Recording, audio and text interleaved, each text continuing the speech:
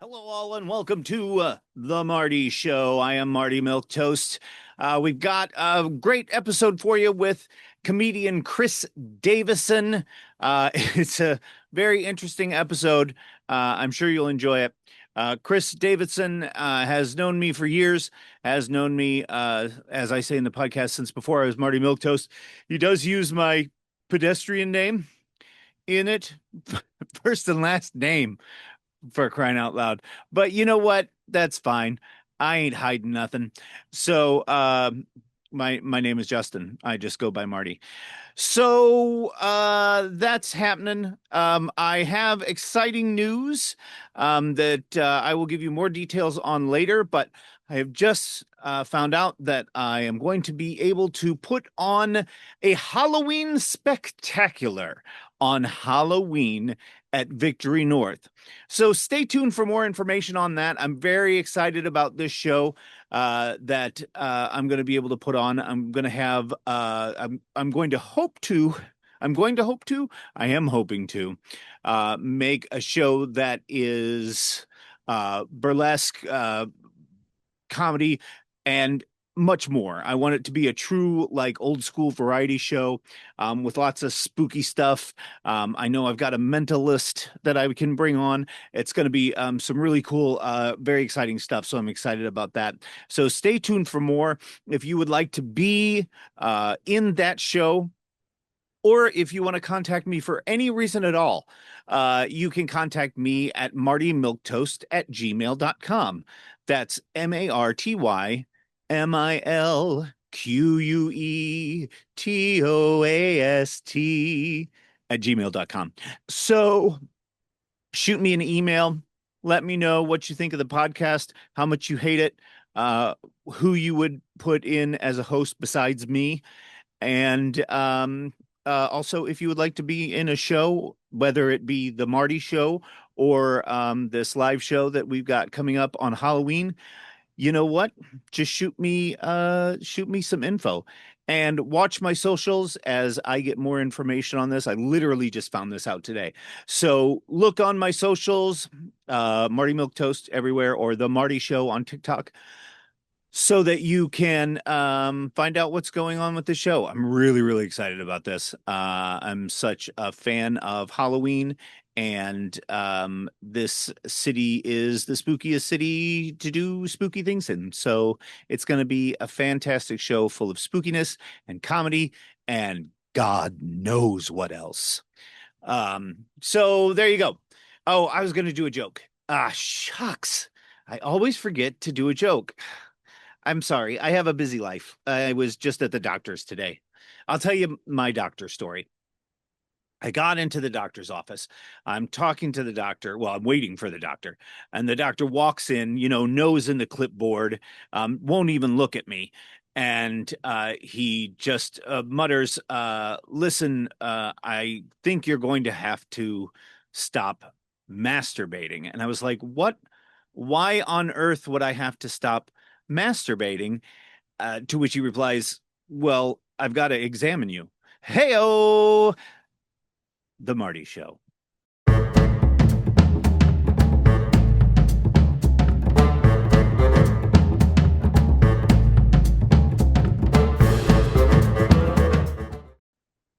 Yes, and now we get to the first part of the Marty Show, which is the who, what, where, when, why, how.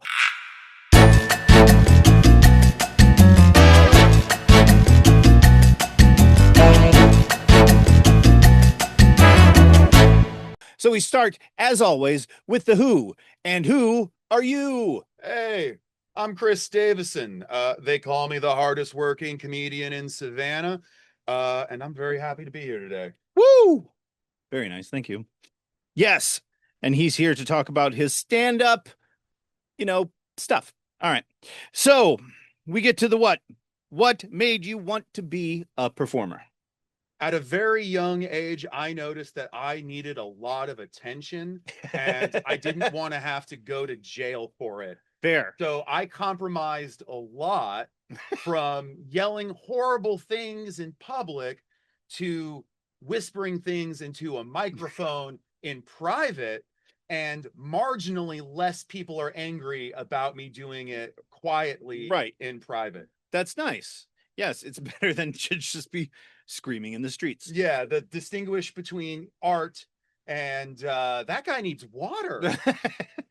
There's a lot of those guys in Savannah. It's not that uncommon Very much so. to have a screaming man in the street. It does very much feel like the difference between he just got out of the psych ward and that guy just lost millions. It's if you can see that earpiece. Yes. Like if you can see that glowing earpiece, it's just like, oh no, he trades on the Dow. Yeah, it's good. All right. So then where was your first performance that you remember? First proper stand-up comedy performance I ever did was in a place, it went by Livewire Music Hall out on River Street. It wasn't a full comedy open mic. It was a regular open mic with musicians and acoustic guitars. Right. And I think a poet was there. And I saw a list, got on it. I had 3 or 4 things written down for roughly 5 minutes. I still remember the first joke I said out loud. Dead silence, just punch right in the solar plexus. It was this complex thing about how I think diabetes is kind of ridiculous because it would you feel like the doctor is lying to you, where it's like, hey, you know how you have a sugar imbalance? Mm-hmm. We're gonna have to cut off your foot now. And that, yeah, see, I've been doing this a second. I know how to make that sound funny. Yeah. 2 minutes, 30 seconds into first joke ever told to strangers, and I am panting, flop sweat. It's like, oh no, this maybe this isn't for me. Let's move on to the next joke. I immediately went to the golden standard of stand-up comedy, talked about my dick. Sure, yeah. Gotta laugh because I'm a hero. Yes. Yes.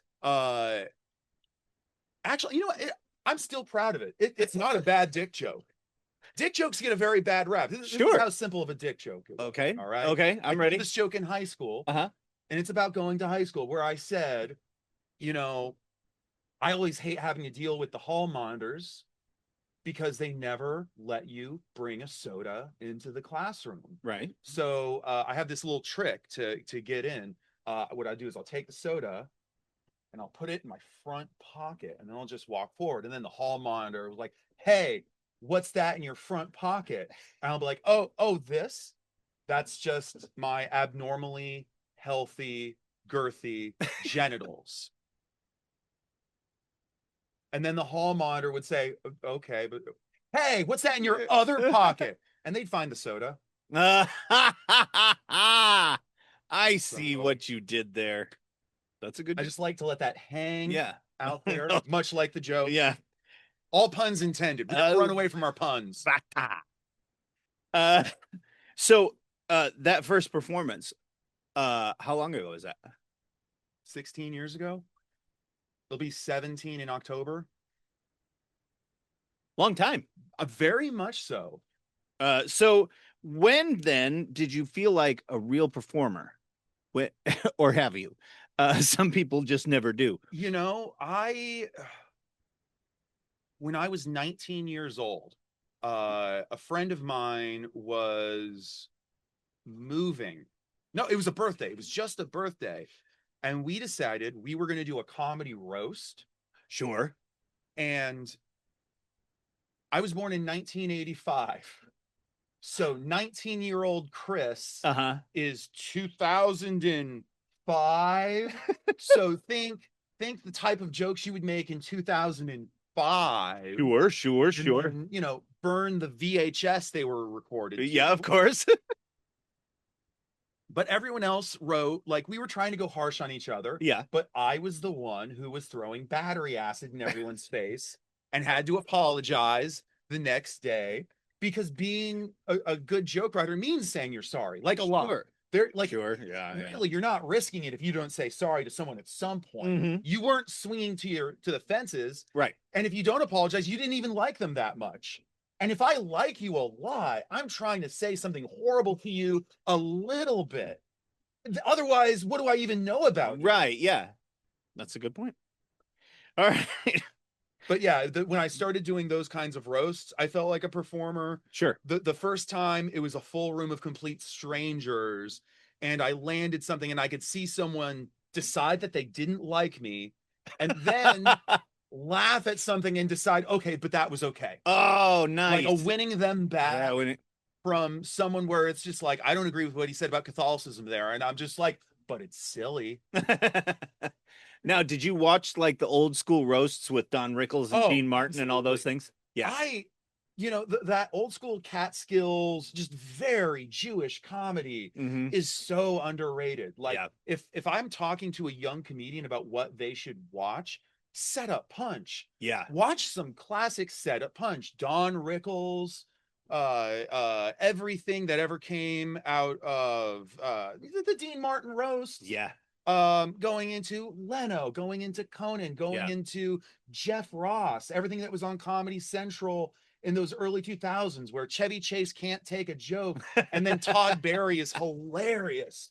Like just simple things where you say you have to appreciate it because remember, he's Chevy Chase and you're not. Like there's a beauty in the simplicity. Yeah. And then that goes into Elvira, Dolly Parton, like oh, if you're a woman who can do Set Up Punch and you have lower back pain, I will fall in love with you. The big hair and big ideas, can't beat that. You can't beat it. And yet sometimes you do. All right. So how dare you insult me with the line that I use to attempt to date burlesque girls? Yes, I have a Dolly Parton t-shirt, and yes, I wear it on second dates with girls who know how to shimmy. All right. So you've been doing this for a while now. Why do you keep doing it? Because I got nowhere else to go. It is quite literally my favorite thing on the planet. Yeah.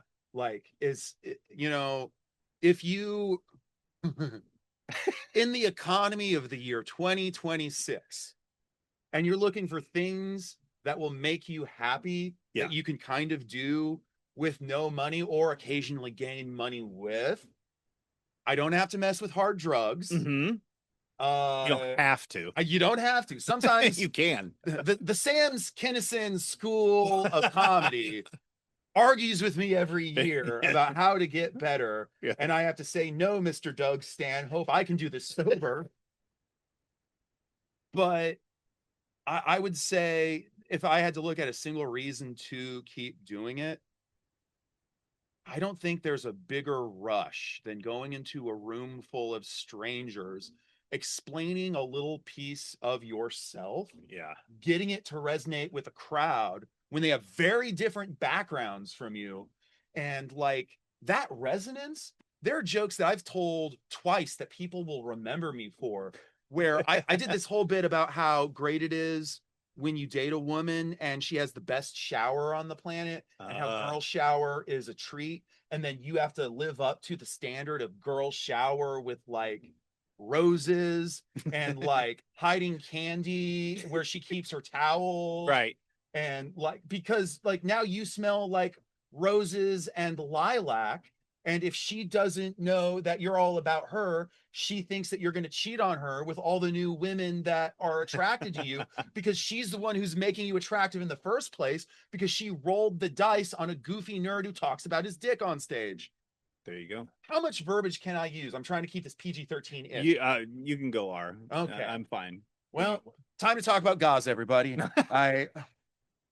Fuck. Okay.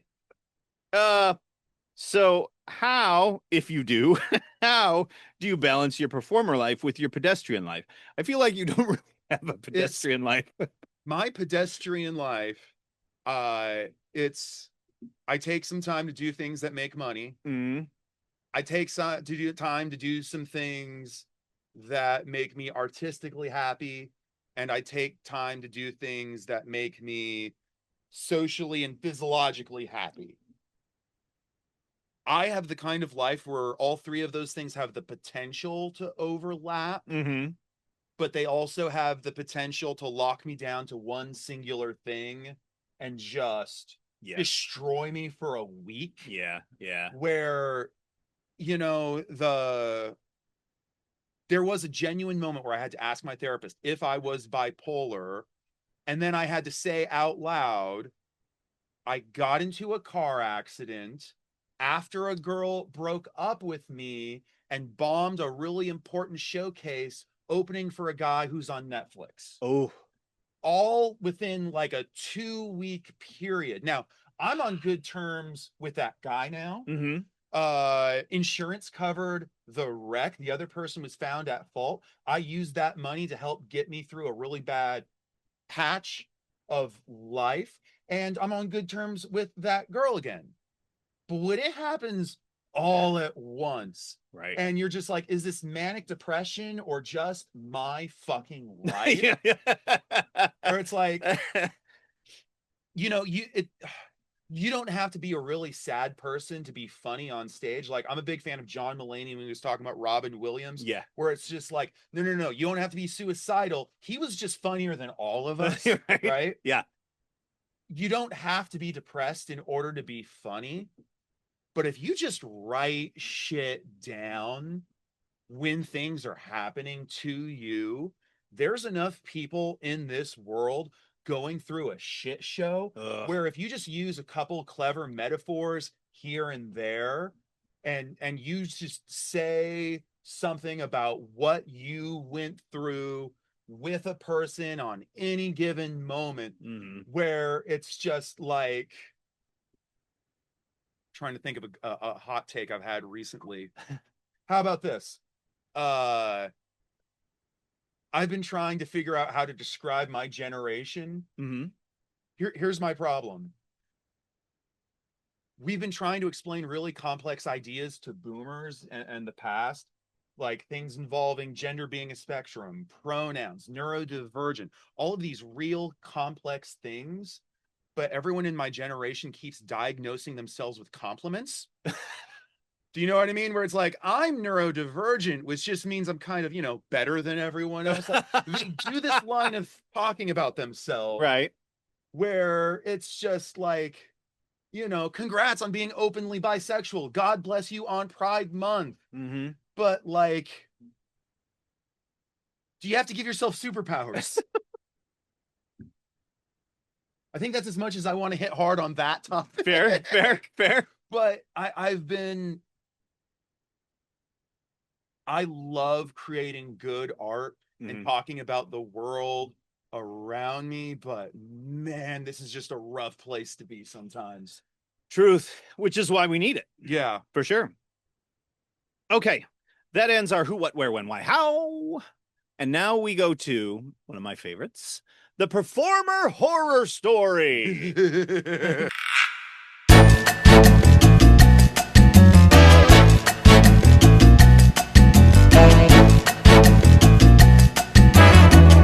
This is where you get to tell me about a horrible performance you've had, or mayhaps a horrible performance you've seen. I will also accept both of those things at the same time. Well, not at the same time. Then you have to talk over yourself. Oh man. I have so many good bombing stories, but I chose one before coming here. Mm-hmm. Am I allowed to say our friends' names? Because I don't know if you were there for it. Sure. Okay. It was at the Sentient Bean. Uh-huh. I don't know if you were there before. You might be, but our friends Phil Keeling and Christopher Susi were definitely in that room. And then another guy who is just one of my favorite people on the planet. His real name was Peter Griffin. Because sometimes you were born perfectly fine, and then the world just decides to throw a monkey wrench at your name. Mm-hmm. I also know someone named Michael Scott, a girl named Alexa, and another girl whose name is Karen Epstein. Oh, sorry, America. Sorry, America. Anyway, so Yes. I'm in the Sentient Bean. It's a vegan coffee shop or vegetarian coffee shop. Great souls. It's on Forsyth Park. Go give them money. They're good people. They are good people. It's my first time performing here. I'm in year 1 of comedy.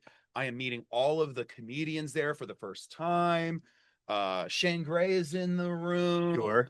All of these talented, funny people that I would go on to have friendships with. And I am so anxious. The woman I'm dating at the time is in there. It's her first time ever watching me perform. Right. I have been doing nothing but killing up to this point. I think I am the next Carlin. I'm going to say that. Right. That's the only guy I can think of who wasn't canceled that I was at the time. And this guy goes on stage before me. He's dressed like a Harvard professor, and he's talking down to everyone. Mm-hmm. He's not giving jokes. He's just yelling opinions and looking at women in the eyes as he says them, as if the jokes are about them, and everyone is uncomfortable. At one point, he calls his mother the C word, which, yeah, like that wasn't a great idea even in 2009. No. In the ancient order of this time, that was a crime even among the Sith lords that I frequented. And then as we're trying to get him off stage, like, it's one of those things, like, in my head, oh, I've done 2 years of jujitsu at this point, and I still have my 20s mindset. Sure, so, yeah. Like I'm very eager to choke dumb men insulting women. And also other people are starting to bow up. Yeah. Susie didn't do it with any physicality, but you could see it on his face that he is. Susie was, somewhere around 280, a bull rhino. Yeah. And he could choose to remove someone if he wanted to. He certainly could. And still can. Yes. It's just people you don't want to test. He decides to break out the best thing, an acoustic guitar. And he does a parody of Bob Dylan Christmas music. No. And before he does it, he says, why does Bob Dylan think he could do a Christmas album? And I take pride in this because Peter Griffin told me this was his favorite heckle he's ever heard in his life. I take it upon myself to yell from the back of the room, because he's an infinitely talented individual and the voice of a generation. And he is. And he is. He gets off stage. A couple other people go by. The room is different now. Yeah. Which is not something I had yet learned in comedy. Yeah. Something you should know about my jokes is I like to tell fun sex jokes. And sometimes my fun sex jokes involves a fun woman consensually with my hand around her throat, and she's smiling when I do it, because it's fun to talk about those things between consenting adults, and we feel silly and good. But nobody wants to laugh about my hand around a woman's throat, right, when the person before me just talked about how he wants to punch women in the face. No one wants a little bit of Texas Pete after eating 3 habaneros. I am no longer their flavor of picante. So I bombed for 5 minutes. Oh. And I learned this other thing, which is, I'm not going to say I fully understand the Black experience, but when you get off stage and you match the description of someone else, and women are treating you like the guy who called his mother the C word. Oh. And you're just like, oh, I didn't realize. The bomb coalesces into a single entity of blame, where people just point at you for matching that description. Oh. And you have to figure out how to undo his bomb. And I learned how to talk differently. It's a learning experience. It really is. I have utmost respect for stand-up comedy because I would never do it. I'm terrified of it. No, you've already done it on a mild end, and I'm not going to let you. You're praising the craft that I do right now. You are very naturally funny on stage, and you know with your candor and your stage presence that you could do setup punch on par, if not better than Jimmy Fallon any given day of the week. Well, that's Your a low Kermit bar. the Frog energy with your collection of Bruce Campbell suit jackets. I love that man. We'll get to that later. Yeah. All right. So now it's time for the shout out. The shout out is your chance to talk about who you are obsessed with right now. Who is it that you have seen that you're like, everybody needs to know about this person? Am I talking about a celebrity or a local? Either or both. Either or both. If I had, let's see here. I was trying to think like who's doing it better than anyone else right now. And there's the people who have the most money, there's the people who have the most fame, and I'm trying to think who is like undeniably highest work ethic and then highest quality to that work ethic. If you aren't already watching Josh Johnson on The Daily Show, it's humiliating because there was this standard set around 2007 where a guy talking about George Carlin said, yeah, you got to put out an hour every year. I'm going to keep trying to do an hour every year, and I dump the rest, and then I start new, and that's my work ethic. And everyone realized very quickly that's a dumb idea. It's not, you should work on it for 2 or 3 years, sharpen those punchlines, remember those tags, and then just make sure it's fresh and vibrant. Josh Johnson might have put out 7 to 12 hours of comedy in the last year. And it feels like he wrote all of it. And you could think, oh, it's his pauses because he kind of talks like this and he'll get a laugh on a pause. And then he'll bend his voice upward. And what I think we were all noticing in this moment, why would you do it that way? And then just like, the level of volume changes in his voice, pacing, and then tag, tag, tag, tag, and getting Def Jam level laughs on that rhythm that many times a year. Fuck you, man. No one should be that good. He's so good. He's so good. So now I've gotten to the point where it's like, I'm just trying to break down every smart idea I have and see how I can make it accessible because like I'll never be as topical as him, but if I can find a political center that I can strike with a joke, like here's one. I've been doing a lot of jokes where it's like ripping a Band-Aid and you don't realize I'm telling a joke until the very end. Like politics. This is the political joke I've been working on right now. I'm trying to get everyone to laugh with it. All right. Check this out. Did you know that the government's at war with itself right now? Because like, okay, you guys might be finding this out and you can look this stuff up online. Someone in the Georgia Department of Labor went online and posted a full list of all of the ICE agents' names and home addresses. And then they have it available for everyone to look at. Google it right now. It's hold on, I've it written down. It is the Chatham County Sex Offender Registry. They're all just listed there.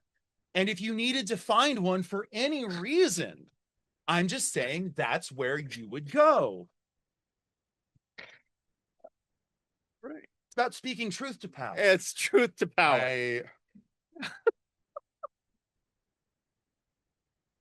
Let me ask you this before we go to the next section. This is not in it, but let me talk to you about something that all comics seem to be about right now. All right. Because of our social media situation, and that's crowd work. Do you do the crowd work so that you can have clips and stuff that doesn't show your act but still shows you're funny? I think on a local level, it's probably not as big of a thing. I don't know. I have been trying to hack that equation for several years. Here's the arc that I'm at right now. Okay. When I write jokes, I tend to write it. I will write a dessert and then 4 appetizers and then bread. And then I'll write 6 main courses and then I'll write more bread. And sometimes when I'm trying to put it all together, it doesn't feel like a unified emotional stance. So because I've been writing a lot of volume 1 liners from a very simple low energy cadence and then trying to stay buoyant and charming and likable through that singular voice, I'm like, hey, how you doing, everybody? This is a setup. This is a punchline. I'm going to say a horrible thing, but if I say it while I'm kind of smiling, you're not going to hate me as much. Sure.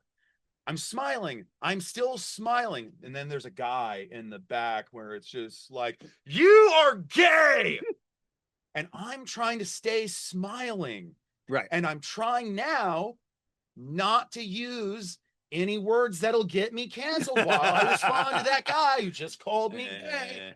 I'm not going to just say that he's gay. That would be rude to my gay friends. Right. And I love my gay friends. It's Pride Month. I don't think I could get good avocado toast if I insult a gay person in June. You'll never get a good iced coffee. That just doesn't. It won't happen. Way. So if I'm responding to that person, I have to figure out how to maintain my identity while addressing them, farm the content, improvise in real time with whatever nonsense he says. Yeah. And then what's even worse is I'll say something, he's like, okay, I'm sorry. And then I go back to a setup and then he says something dumb again. So now it's like they're just trying to cover your mouth while you're singing and you can't get back to the note because now you're just like, I'm at a 12 out of 10 anger and I need a 6 out of 10 happiness. And you're just, yeah.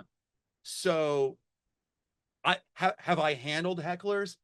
Absolutely. Sure. Do I have a magical clip that shows me in a great light doing it?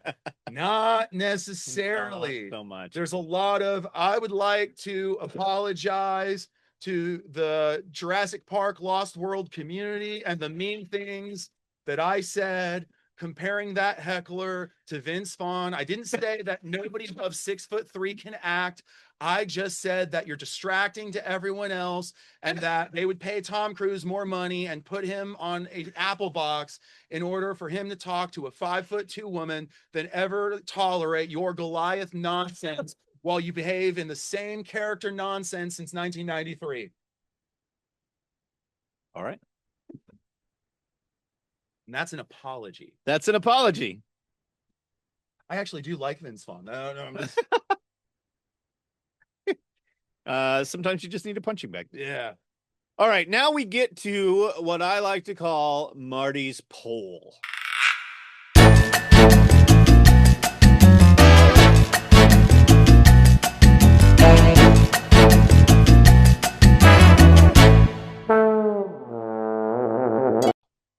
This is a series of questions in which I am going to ask you. It's a fun homonym. It's a fun homonym. So I like to say that everyone who comes to my podcast has to take my poll. Hey, guess what else it is? What? It's a phenomenal homonym. Oh, phenomenal homonym. All right. I just made that was Yoshi. Phenomenal homonym.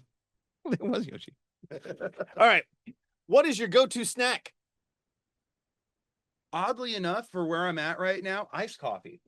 Like I'm okay on a diet. I'm 40. I'm trying to burn off this weight, trying to get back to the weight I had in my 20s. And I have to like very carefully pick and choose where I put in the sweets that I love so much. Sure. So it's just like, okay, beginning of the day, something that gives me the energy to burn off the sugar throughout the day, gives me the happiness of something that I need.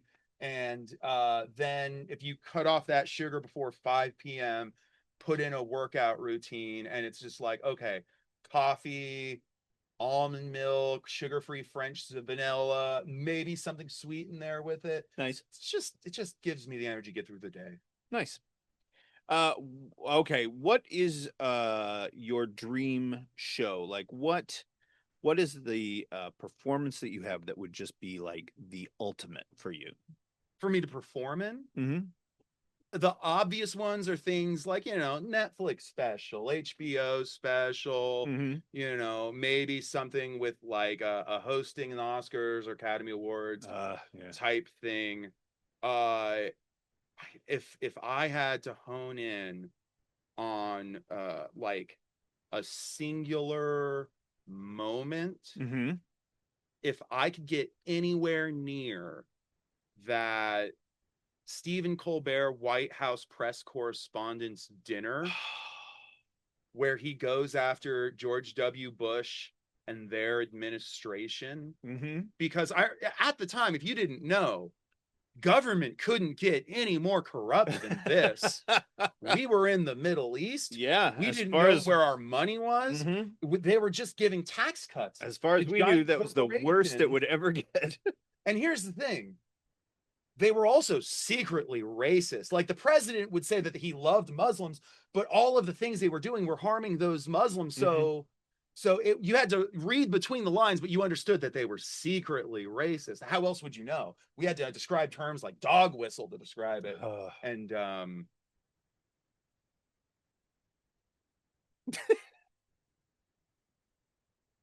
I don't know how to say this joke on stage yet at all. Oh, good. You'll put it on my like- podcast. But here, maybe that'll help. I think you'll laugh at this. I don't know if I can. All right. You know how when the government wants to do something evil, Mm-hmm. they'll find a patsy to help them do it. They'll just find a dumb person and they're like, hey, go carry this over there. Uh-huh. And then they're like, oh, we got him. And then they arrest everybody involved. Right. And that's how they'll do like a false flag or a terrorist attack. Sure. Like January 6th. It's like 9/11, except they replaced the planes with all of the stupid people. like instead of a Boeing 737, Mm-hmm. it was just everyone victimized by No Child Left Behind. Finally taking that field trip to the Capitol and just launching themselves and then becoming a tour. Like how do you not include taser balls if you're giving a tour of the Capitol? So something like that is what I would want to be remembered for with the White House press correspondent. Okay. Well, I feel like this is going to be memorable. Here's the thing. You ever watch like Die Hard on TBS? Uh-huh. Or like The Exorcist, Mhm. and then you get to a key sentence and it's Yeah. just like, your mother bags groceries in Cleveland. And they're like, they didn't say that in the movie theater. Right. That's not an R rating at all. I feel like there's going to be those harsh. I've made this joke with you before. I made this joke before with you when you were doing Odd Lot and we were doing the Twitter thing. Oh, yes. And I said this joke was edited by rainbows are swell. No, that's what it was. There was a bit. It was with Thomas Houston. I'm very keen on this. Okay. I don't remember this at all. The joke was about hacking and computer software and viruses and floppy disks. And the joke that I made was, I haven't needed a Trojan on my floppy disk since. And by the way, this is an all ages show. They trusted me enough to hit select on an all ages show with my tweets on a projector. Yeah. And I wrote that sentence. I haven't needed a Trojan that bad for my floppy disk. And then I wrote, pause, this joke edited by Justin Kent. Rainbows are swell. And I loved like that kind of, remember how John Mulaney would give jump scares to Bill Hader on SNL when he would a joke you've never seen for the first time? That's how much I love you, Marty. Well, thank you. Again, we'll get to how much you love me later. All right. Have you ever had a celebrity encounter? I've had multiple. I interacted with Jerry Seinfeld very briefly, and he acknowledged to the entire Civic Center that I am quite loud. It's true. I had, as far as like interactions that I'm the biggest fan of, it was a Sunday. I was sitting next to Phil Keeling in the Johnny Mercer Theater. It was the top of the balcony. We originally, I think, had worse seats, but it undersold on a Sunday. So we were able to get all the way forward on the top balcony. So we're kind of in the Statler and Waldorf seats of the Civic Center. And we're there to see Lewis Black, which if you haven't seen, Back in Black on the Daily Show. Yeah. His whole thing, kids, he's like angry. I'm Lewis Black. I'm gonna rant. This is what grinds my gears. That kind of thing. Yeah. Just amazing guy. And we love him. But he's dealing with Savannah on a Sunday. Savannah liquor laws at the time were that bars weren't open on Sunday. So in order to drink, you had to either go to a restaurant or go to a show. So people are burning their credit cards on $11 beers, 12 of them at a time, sitting in this Johnny Mercer Theater front row, hammered on PBR and whiskey, about to see the man at the television, and they're going to yell at him like he's their television. Sure. And even Mr. Black at this time, in his many years of stand-up experience, is ambushed by what I would like to call my regulars. So this woman just starts, and he's like, ma'am, what is that about? And then about 5 minutes go by, and then there's another 2 minutes go by, because we have a domino effect. The crowd now believes they have more power than him. And it's like, well, if she gets to go, I get to go. He's fine with it, right? Yeah. I am getting cranked up because, like, okay, I tried to do jujitsu for a living. I did stand-up, karaoke. Everything I ever tried to do for a living involves me like hating bullies and wanting to defend myself. And now I'm watching one of my heroes get yelled at. So I'm like, don't you talk to Mr. Rogers that way. Like, that's coming out in me. And if actually, this might be my best response to a heckle of all time. It also might be the most laughs I've ever gotten in a single moment, because I would say there was at least a good 1,500 people in the Johnny Mercer Theater. Sure. We are on our fifth heckle over 10 minutes. And Mr. Lewis Black is still caught off guard because he is a dear old man, even if he's good at portraying a great character. I interrupt the fifth heckle and I lean down over the balcony at this woman and I interrupt her with, off with her head. And I am just as loud as I possibly can be. Boom, laughter. Like 1,500 people all at once, dying laughing from something I have said.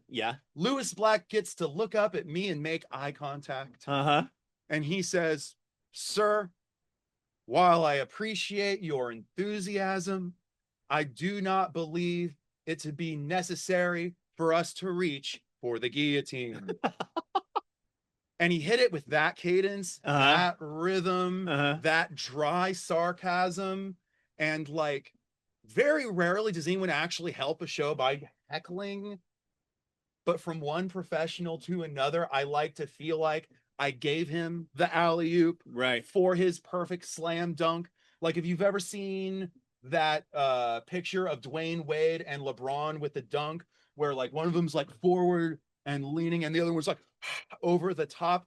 I got to do that with someone I grew up laughing at. Nice. That felt good.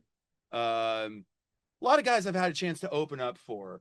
Like, it's just really cool to meet them and occasionally make them laugh. And it's the best. All right. So what is your favorite quote? This is probably the most important one I have, because I don't know if you guys can tell, but I love the sound of my own voice. I can talk for quite a while. And oddly enough, hearing this from, for the first time, from Mr. Quentin Tarantino. It was spoken by Mia Wallace. Mhm. Oh God, why am I saying Maya Hawke's mother? Ethan Hawke's ex-wife. Why can I not get her name right now? She's Uma? Pride. What? Uma Thurman. Uma Thurman Mhm. saying, um,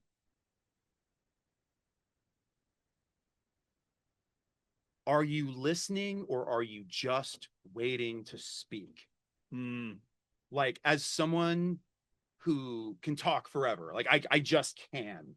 It's not difficult for me to rant and go by tangents and find another dumb thought to reach onto. Uh-huh. But everything involving not just performance, but everything on a social level, everything on a romantic level, like women are also looking for love. If you can just get out of your own way and listen to what she has to say, they'll kiss you eventually. They just will. Women, like, I think if there was a single piece of advice that I think every man should know, there's a lot of things that you're doing on a date where you're barely not talking yourself out of getting laid. Mm. Like, you think you do a special thing that seals the deal, and it's like, Right. no. You're kind of attractive. She likes you for this other reason. She tolerates this thing you do. And when you're done doing that, she's happy to catch a dick. And knowing that about yourself will make you a better boyfriend or husband. There you go. That's Listen to the Why- ladies because they're tolerating you sometimes. wise, sage advice Yeah. from Mr. Davison. All right. What is a movie or a show that you can watch forever on repeat? It has become my go-to loop Mhm. because it's 2 seasons, 6 episodes a season. I think each episode, I can't even remember if they're 22 minutes or if they're 44 minutes, but Loki on Disney Plus. Ah. The acting is so damn good. Mhm. The storytelling is good. The script is good. You know, there's when they're doing their green screen stuff, you're like, okay, yeah, that's whatever, but they're smart enough. They're smart enough to understand that if they're about to do a bunch of heavy green screen nonsense Mhm. in front of the fluorescent purple glowing things and green fireballs, and Right. that's a T-Rex, and we all go, okay, this kind of looks like a video game right now. Mhm. If you just kind of put that in the background just a little bit and then bring forward all of the emotional parts where it's like, we're having an argument about love. Mhm. We're having an argument about how I failed my father. It doesn't matter that that guy has blue skin and that guy's a wizard and that's a T-Rex. If we're talking to everyone in the audience right now and it's just like, huh, hey, America, do you have issues with your father? Loki has issues with his father. Maybe, just maybe, you should learn to forgive that man. Ooh. Watch us on Disney Plus. Like that's how they throw their curveballs. What is a challenge you've overcome that you're proud of? This year is the most I've ever beat the shit out of my ADD. Nice. I haven't had a lot of things arranged in a way that was making me a rocket ship, if that makes sense. Because it's not just having the focus to write or the focus to edit, but I've never been medicated. I get chronic upper respiratory infections that take me out for 2 to 3 weeks at a time. Right. I get them sometimes somewhere between 2 to 6 times a year. Ooh. and it knocks a lot of my progress and my focus. Sure. And if I'm not like recording all of my stand-up, going back to jokes and seeing what really works, seeing what I'm doing with my voice. This is the first time in my career where I've been like recording every set, watching it, being medicated and on Adderall, in therapy, making sure I work out the emotionality, communicating properly with the women and friends in my life, having financial goals, texting bookers out of state, planning vacations oriented around performing and trying to get to festivals all at the same fucking time. Yeah. And then also, hey, that very handsome friend of yours has a podcast. You're going to have an opportunity to be charming on it. Well, let me know when that happens. I'm going to launch my OnlyFans. Yeah, I'm on there as well. I'm gonna get my OnlyFans as well. All right. The Marty Monk Toast OnlyFans coming soon. What small thing brings you joy?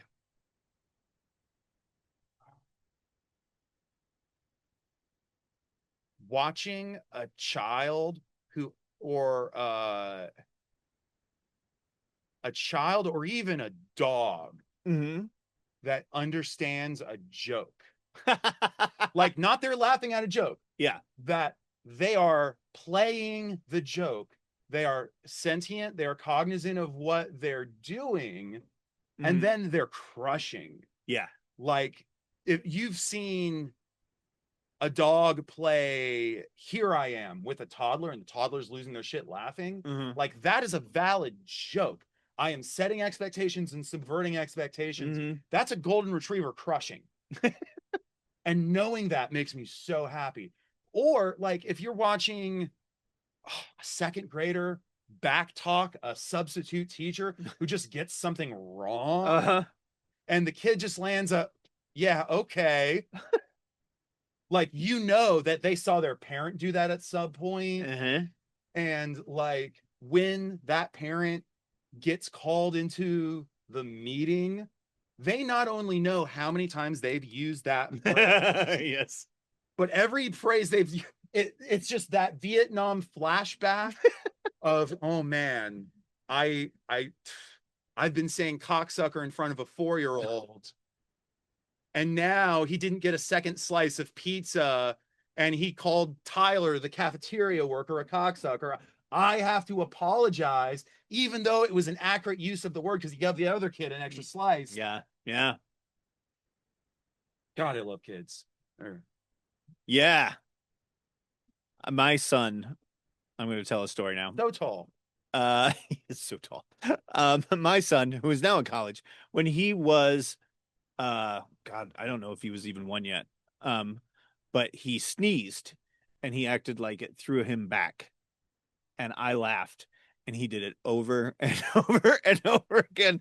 And I said to my wife at the time, I said, he's just learned his first bit. This is amazing. It's pretty stellar to watch. Some households you visit and you can tell who has like the trademark of their humor, like what's the most popular. For some people it's like The Office or Friends. Right. I feel like you guys are a Muppet / Looney Tunes household, in a way where like you guys have such strong fundamentals, where it's like sometimes the punchline is Albuquerque, sometimes the punchline is the anvil. Right. But you know how to deal with awkwardness, and like if it ever gets too much, I feel like you can just kind of in front of someone and then move forward. It's relatively accurate, I think. All right, so what are you most proud of?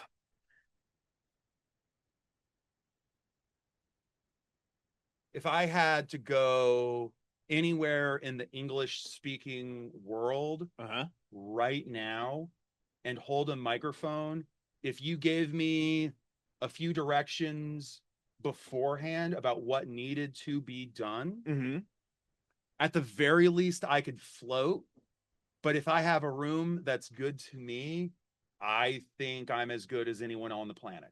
Nice. Genuinely. Yeah. Like I have certain jokes in my act that I think I could tell to just about anyone, get them on board, get them laughing about what I want to just get the general laugh, and then also explain a little piece of my worldview and get them laughing on that.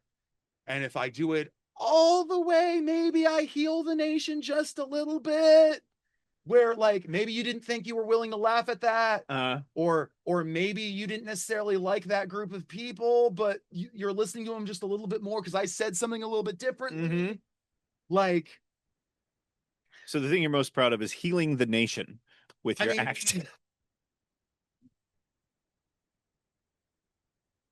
Sometimes if you say something the right way to the right person, you can tell they listen to you more than some other people. It just feels good doing that. Well, it's like guerrilla warfare. Like, they don't expect to get anything like that from you. They're just wanting jokes, and then here you go with little subliminal bam bam. It's just like, yeah, now you love trans people. Snuck that in on you. Boom. They're just like us. All right. So what are you currently grateful for? Surviving capitalism as much as I have. It's getting harder and harder. That is true. Like, just off the top of my head, helping a friend who's on disability, helping another friend who's on disability. This is just the last 2 years. Helped a friend who was homeless, helped a friend who was homeless, helped a friend with a lawsuit, moved a friend who would have been homeless, got fired from a job I had been doing more than 10 years, recovered, kept myself from being homeless. Making full spiritual healing, medical healing recovery, lost 30 pounds, managed a breakup with a woman where we both respected each other at the end of it. Like if you just, and I found a way to come up from air. I'm positive in my bank account, even though I'm a little bit in debt. And every day I write a new joke and I put it into my phone and I try to write a tag for it. And if I do a really good job at it, sometimes it'll blow someone's socks off, and that feels good. Nice. And now here we go with the last question of the poll. What should everyone know about you?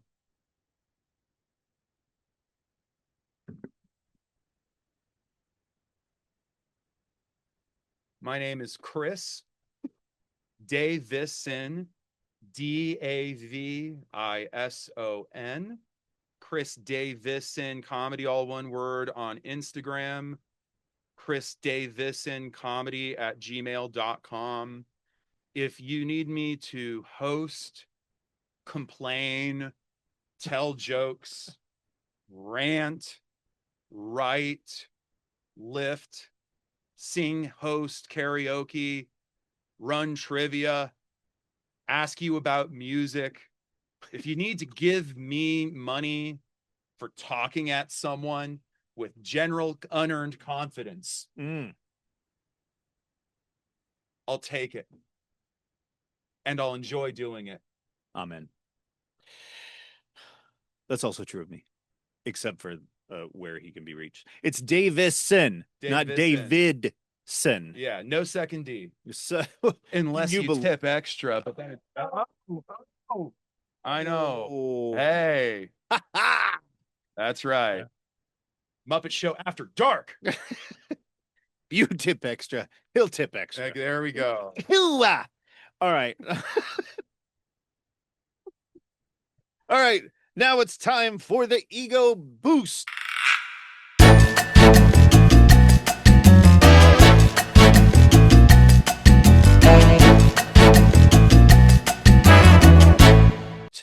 This is the most important part of the show. Chris Davison. How much do you love me? it's easy to express because it's I just go like this, Uh-huh. right? And it's this much, Uh-huh. and this is already me getting ready to hug you Oh. because you're that. Actually, here, we'll get this. Oh, I'll get oh, ready. oh, oh, oh, Oh, oh. We just but hugged. also We just hugged. like you're such a great guy because you put up with me in my 20s saying and doing dumb Chris in his 20s things Mhm. like here just to make you laugh. I don't even have to say what this is about. I love putting little you if you ask me in real life about this moment, I'll get to tell you in real life. Remember that day where you waited several minutes outside of your own home with your child? Not because you were having a good like parenting conversation with your child, Mhm. but because you were an extra good roommate. In fact, everyone I lived with at that time was an extra good roommate because I wasn't aware that I was being a bad roommate. I thought, well, it's like, but I paid for the room. I thought we had the music up. Turns out some things are louder than Sufjan Stevens because that guy isn't a particularly noisy person, even if he's great for certain occasions. But that is a kind, generous soul who raised a good son. In fact, if you're Marty's kid, no, your dad cares about you. You can ask him about what he stopped you from having to deal with. I'm pretty sure you just figured it out. So now, lastly, you kind of touched on this with the last question. What should everyone know about you? But this is the call to action. This is where can people find you? How can people find you? What are you doing? What's going on with you?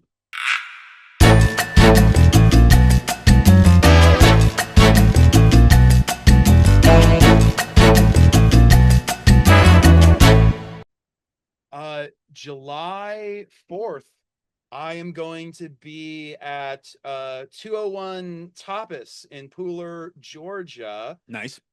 We are doing another comedy burlesque show through my friend Jefferson.